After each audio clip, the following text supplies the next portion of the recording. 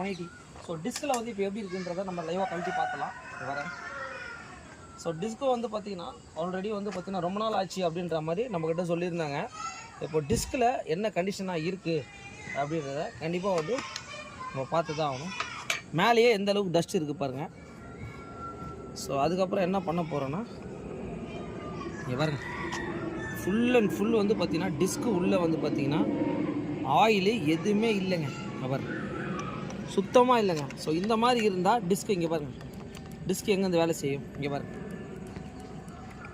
So அதனால் கண்டிப்பாக வந்து எவ்ரி 5000 கிலோமீட்டர்ஸ்க்கு ஒரு வாட்டி கம்பல்சரி டிஸ்க் ஆயில் வந்து நல்லா இருக்குது நல்லா இல்லை நினைக்காதீங்க.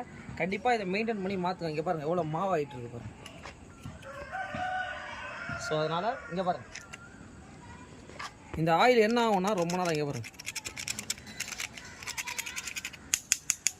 ஓகே, வீடியோ பிடிச்சா லைக் ஷேர் கமெண்ட்.